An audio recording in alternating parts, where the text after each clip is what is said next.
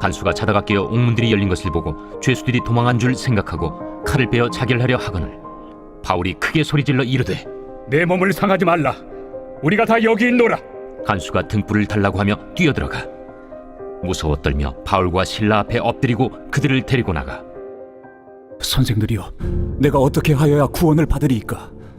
주 예수를 믿으라. 그리하면 너와 내 집이 구원을 받으리라. 하고 주의 말씀을 그 사람과 그 집에 있는 모든 사람에게 전하더라. 그 밤 그 시각에 간수가 그들을 데려다가 그 맞은 자리를 씻어주고 자기와 그 온 가족이 다 세례를 받은 후 그들을 데리고 자기 집에 올라가서 음식을 차려주고 그와 온 집안이 하나님을 믿음으로 크게 기뻐하니라. 날이 새매 상관들이 부하를 보내어 이 사람들을 놓으라. 간수가 그 말대로 바울에게 말하되 상관들이 사람을 보내어 너희를 놓으라 하였으니 이제는 나가서 평안히 가라. 로마 사람인 우리를 죄도 정하지 아니하고 공중 앞에서 때리고 옥에 가두었다가 이제는 가만히 내보내고자 하느냐? 아니라. 그들이 친히 와서 우리를 데리고 나가야 하리라. 부하들이 이 말을 상관들에게 보고하니 그들이 로마 사람이라 하는 말을 듣고 두려워하여 와서 권하여 데리고 나가 그 성에서 떠나기를 청하니 두 사람이 옥에서 나와 루디아의 집에 들어가서 형제들을 만나보고 위로하고 가니라. 바울과 실라가 감옥에서 찬양하는 중에 지진이 나고 옥문이 열리게 되죠. 이때 간수는 죄수들이 도망한 줄 알고 자결을 하려고 하는데요. 당시 죄수를 놓치게 되면 죄수를 지키고 있던 간수가 대신하여 목숨을 내놓게 되어 있었습니다. 사도행전 12장에 보면 베드로가 천사에게 이끌려서 감옥에서 나오게 되자 헤롯은 감옥을 지키던 파수꾼들을 죽이라고 명령했습니다. 이렇듯 이 간수도 죽임을 당할 것을 예상하고 스스로 죽으려 했지만 바울이 소리를 질러서 자결을 막습니다. 간수는 아마 깜짝 놀랐을 것입니다. 보통의 죄수들이었다면 자신들이 살기 위해서 도망을 갔을 것이 분명했기 때문입니다. 바울은 아마 자신들이 도망가면 간수가 목숨을 잃을 것이 자명했기 때문에 간수의 목숨을 지키기 위해서 도망가지 않았던 것으로 보입니다.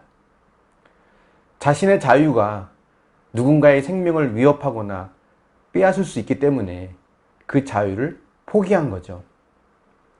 사실 이것이 믿는 자의 모습이라고 할 수 있습니다. 나의 자유 대신에 타인의 안위와 생명을 지키는 것이 믿는 자가 가져야 할 모습 아닐까요? 이것은 세상의 방식과 전혀 다른 삶의 방식이고 세상 사람들은 이해할 수 없는 삶입니다.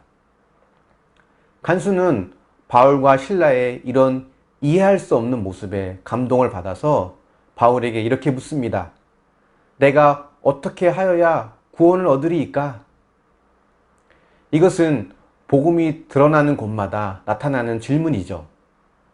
베드로가 성령을 받은 이후에 복음을 전했을 때 그 복음을 들은 회중의 반응도 이러했습니다. 복음의 능력이 있는 곳에는 이런 질문이 생기기 마련입니다. 여기서 중요한 것은 복음의 능력은 복음의 내용에 있는 것이 아니라 복음을 전하는 자의 삶에 있다는 것입니다. 간수가 바울의 모습에 감동을 한 것은 바울이 스스로 도망갈 자유를 포기하고 자신의 목숨을 구해줬기 때문인 거죠. 세상의 가치와 구별된 삶을 살아낸 자에게 복음의 능력이 나타나는 것입니다. 오늘날만큼 말씀이 많이 선포되는 시대가 있을까요?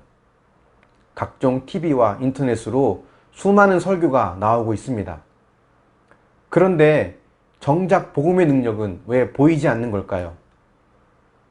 그것은 복음을 전하는 자의 삶이 세상과 구별되지 않기 때문입니다.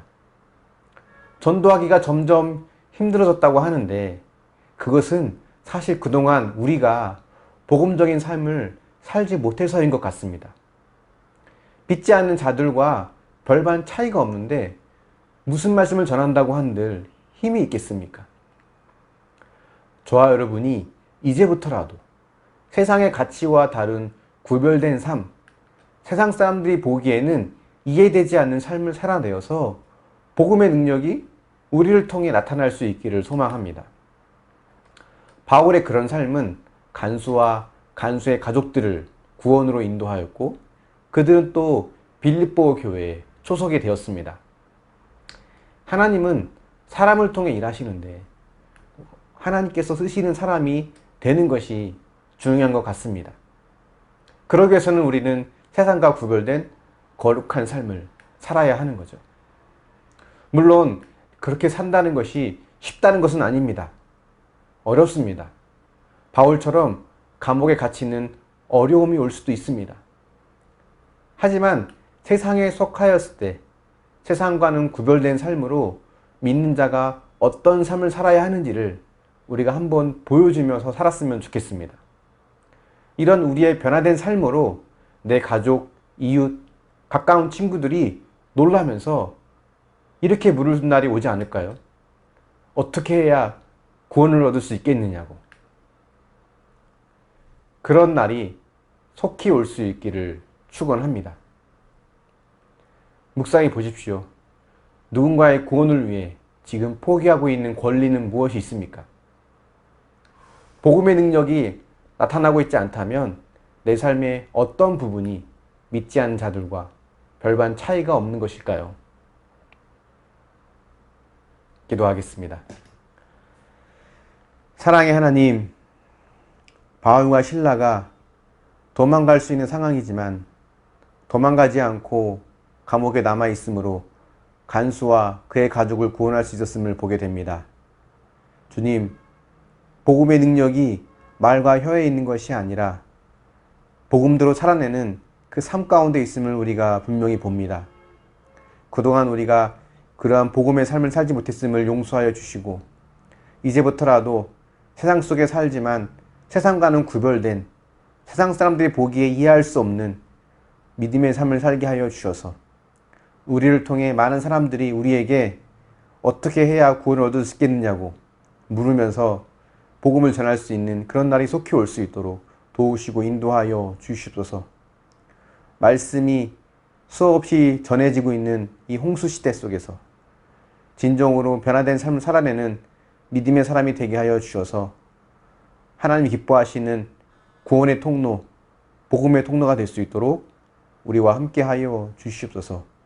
감사드리며 예수님의 이름으로 기도합니다. 아멘.